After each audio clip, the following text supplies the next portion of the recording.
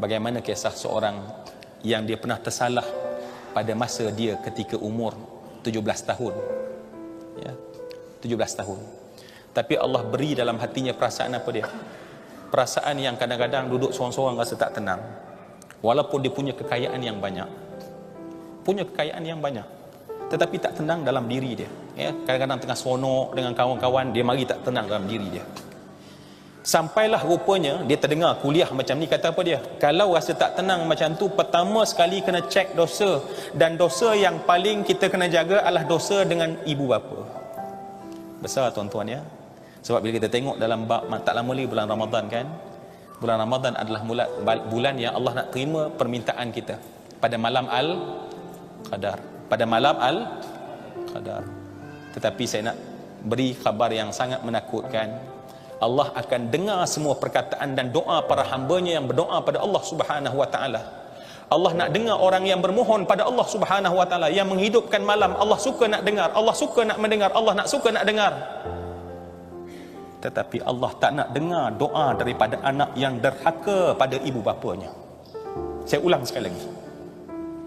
Pada malam Al-Qadar yang Allah kata Allah buka rahmat seluas-luasnya pada ketika itu, yang semua orang meminta dan berdoa walau sebesar mana dosanya pada ketika itu akan didengar oleh Allah Subhanahu wa taala.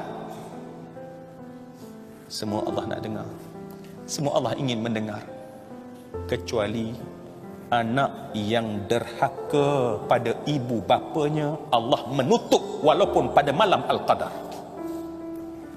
Allah menutup walaupun pada malam Al-Qadar. Jadi sebab tu hamba Allah ni bila dia dengar, Masya Allah, dalam keadaan kalau macam tu besar, dia rasa takut benar-benar. Dan dia terus terfikir, dan baru dia teringat rupanya semua yang saya kasih. Apa dia?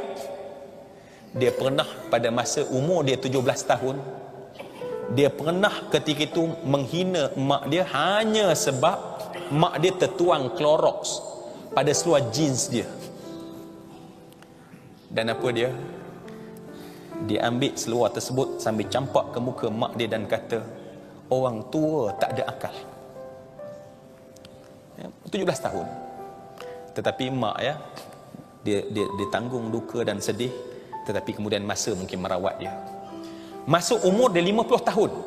Daripada 17 tahun sampai umur dia 15 tahun. Tapi perasaan tak senang, tak sedap ada dalam hati dia.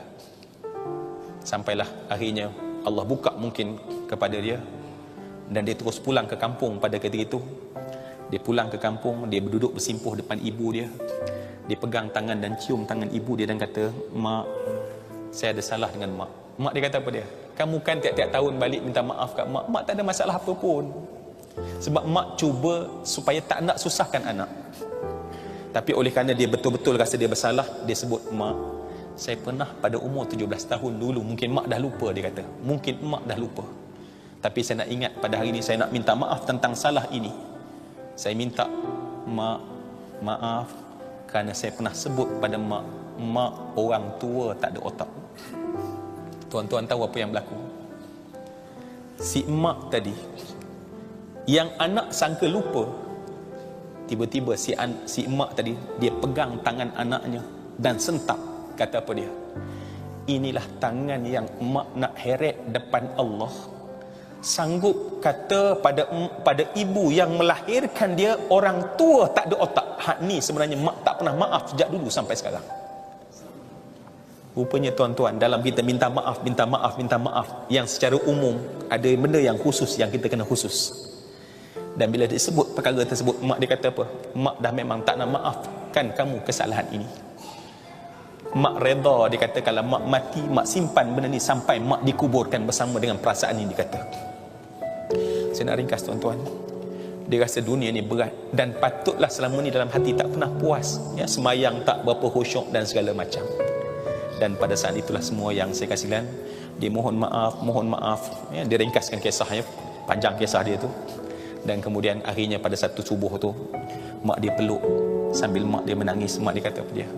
Kalaulah tidak mak lihat kamu benar-benar minta maaf, mak dah berniat tak maafkan kamu sampai bila-bila.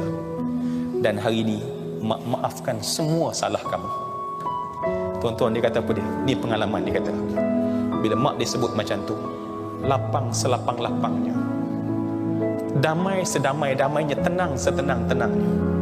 Dan perasaan yang dia tak pernah rasa sejak daripada 17 tahun dahulu dia rasa. Dia kata.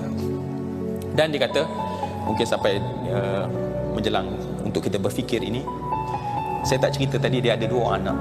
Dan anak dia membesar belasan tahun, tapi anak tak pernah nak makan dengan dia. Anak tak pernah nak duduk sekali dengan dia. Jangan harap nak tanya khabar tentang ayah. Dan pada saat itu tuan-tuan, bila dia balik daripada kampung selepas minta maaf daripada ayah, dia keluar daripada pintu, dia kata apa dia? Dia keluar daripada pintu kereta dia. Kedua orang anak meluru, pegang tangan, cium tangan, dan kemudian sebut satu perkataan yang dia tak pernah sangka dia akan dengar daripada anak dia. Apa dia? Ayah, kami minta maaf salah kami pada ayah. Ayah, kami minta maaf semua salah kami pada ayah. Kami sayang pada ayah. Dia peluk anak, dia kata, dia sambil mendongak ke atas. Benar rupanya kata Nabi, kamu buat baik dengan ibu ayah kamu, Allah ubah anak supaya jadi baik pada kamu. Yang selama ni rupanya kita jauh dengan mak dan ayah, ada salah dengan mereka, dan anak jadi buat masalah pada kita. Semua yang saya hormati dan saya kasih sekalian, marilah sekali lagi kita bermuhasabah dan merenung kembali. Satu soalan mudah yang kita kena jawab. Tanya setiap hari, adakah sebenarnya aku ini anak soleh? Adakah aku ini anak soleh? Adakah aku ini anak soleh? Dan saya nak tolong jawab jawapan. Nabi pernah cerita tentang orang yang berdarah tangan dan kaki. Nabi kata, kamu belum layak jadi anak soleh.